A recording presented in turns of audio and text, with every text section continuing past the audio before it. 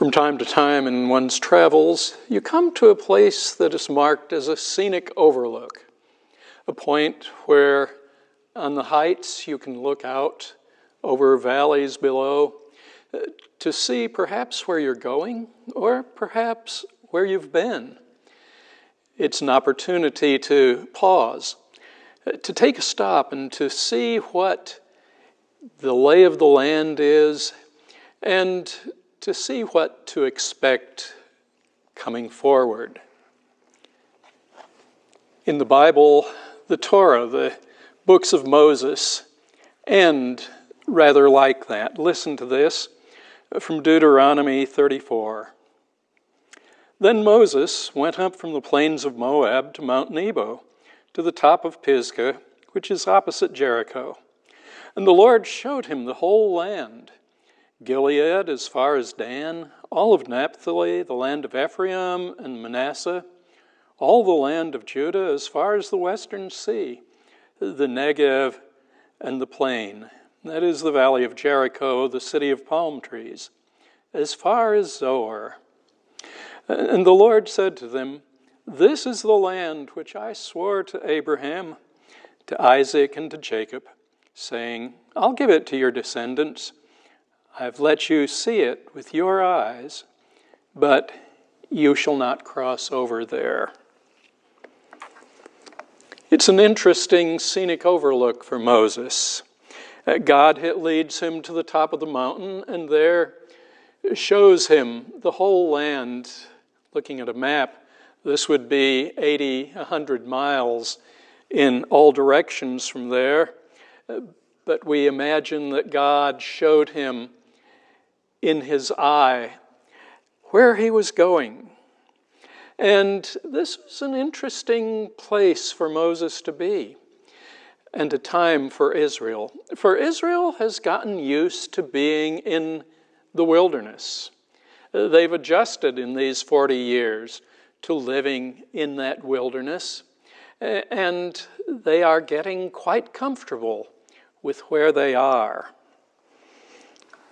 And Moses has just completed, as God leads him there, recapitulating their history. He's reminded them of the promise that was given to Abraham, Isaac, and Jacob. He has told them about being led to slavery in Egypt and about God's rescue and how Pharaoh was defeated. And he reminds them how God has led them through these 40 years and renewed the covenant which they had made at the beginning of the Exodus, the covenant that to be God's people, they lived a certain way.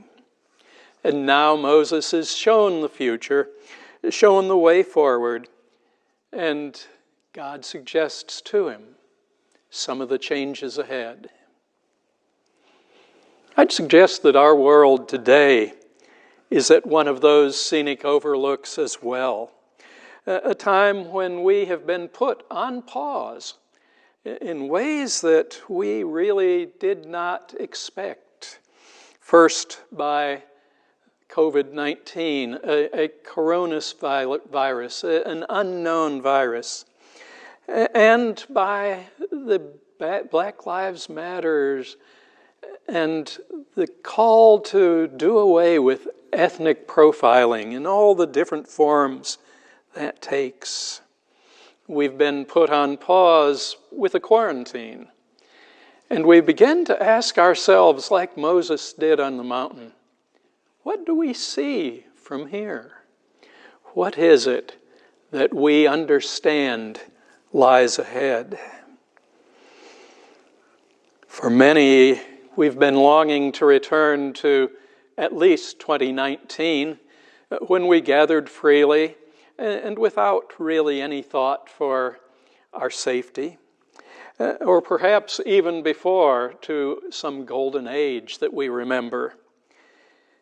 But we've also been forced into reconsideration of what those years before meant, how various forms of slavery, various forms of advantage given to one culture or another, have been a part of our history, and how each of them, in some form or another, violates our covenant, our values that we expressed in the Constitution and the Declaration of Independence.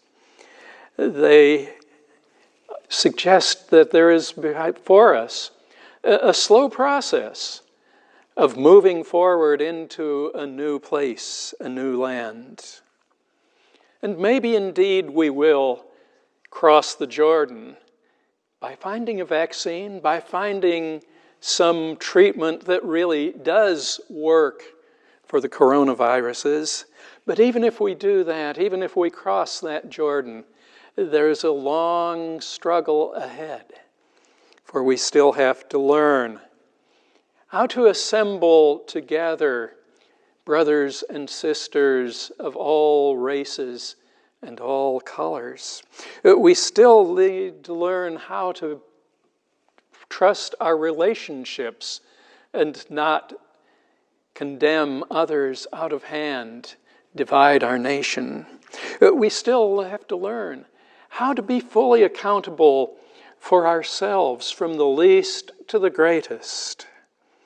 And we have to discover what values we hold that are not driven by fear, by greed, by drama, or even by silence. We are at that scenic overlook, looking ahead, just as Moses looked into the promised land. But there is one overriding lesson that we learn from Moses. It is that it is God who has been leading Israel. It's been God's presence from the call to Abraham and through the time in Egypt, through the years in the wilderness, and into the future. It's God's presence that leads, and it's God's presence that guides and saves. And today, it's God who still leads us. God who leads us into whatever that new normal of tomorrow is going to look like. It is God that will guide us, and God who will show us where that new promised land really is, and how we can live and enjoy the promises that we've received. And so I invite you to pray with me. God, may we remember and not abandon you, for you do not forget us. Teach us patience with confidence, that we may enjoy the blessings that you have promised to us, and that our future will be bright and rich and full of your promise. Amen.